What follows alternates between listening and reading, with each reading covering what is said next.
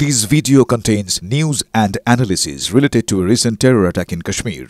The content may include sensitive visuals and discussions that could be distressing to some viewers. Viewer discretion is advised. We strongly condemn all forms of violence and terrorism. The purpose of the content is solely to inform and create awareness based on verified reports. Bharat operation সিঁদুর স্থগিত রেখেছে আমরা জানি, বন্ধ করেনি। এরকম একটা পরিস্থিতিতে ভারত পাক নিয়ন্ত্রণ রেখায় আমাদের সেনার প্রস্তুতির এক্সক্লুসিভ খবর, ছবি আপনারা রেগুলার দেখছেন স্ট্রেট কাটে, আজও আপনাদের দেখাবো। তবে তার আগে উপত্যকার আপডেট দিই। ফের জঙ্গিদের সঙ্গে সেনা পুলিশের যৌথ বাহিনীর গুলির লড়াই শুরু হয়েছে।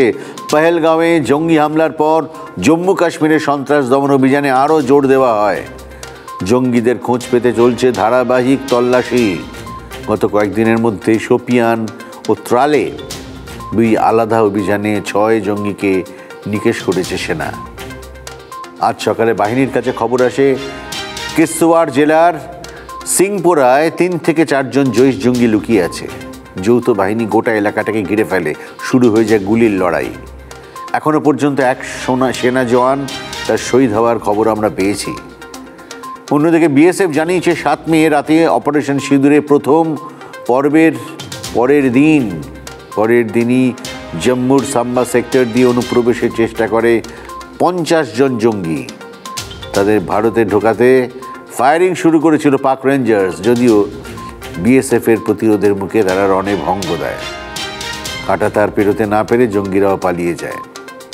এবার শুরুতে আপনাদের যে কথা বলছিলাম, দেখুন নিয়ন্ত্রণ রেখায় পাকিস্তানের দিকে তাক করে বসানো হয়েছে হোমমেড লাইট ফিল্ড গান। টিভি9 এক্সক্লুসিভ দেখুন।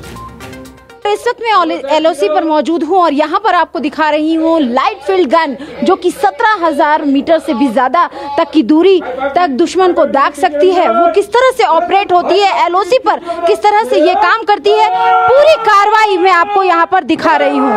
किस तरह से हमारे जो जवान हैं वो शेल्स दागते हैं और किस तरीके से दुश्मन की पोस्ट को डिस्ट्रॉय करते हैं। यहाँ पर आप देखिए कि कितने लोग मिलके, कम से कम 6 से 7 जवान मिलके इस लाइट फील्ड गन को ऑपरेट करते हैं। और यहाँ पर आप ये देखिए, ये जो पूरी कार्रवाई है ये कर रहे हैं।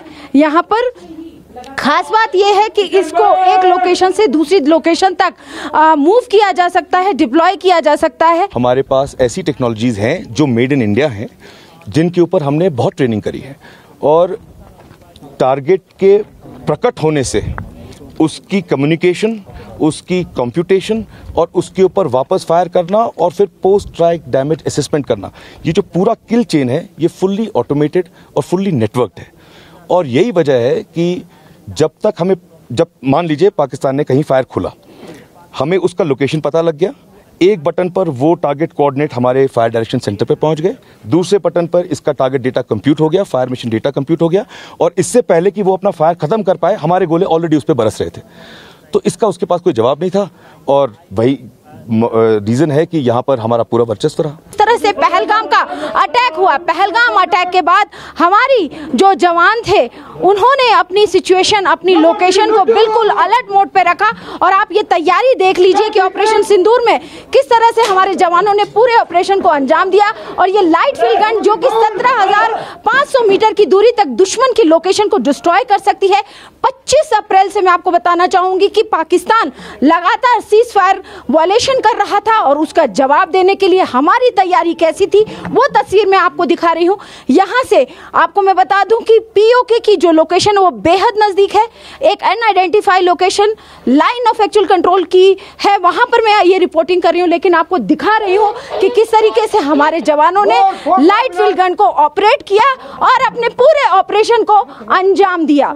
वीडियो जर्नलिस्ट अशोक चौहान के साथ अंजू निर्वाण, টিভি9 भारतवर्ष, एलओसी।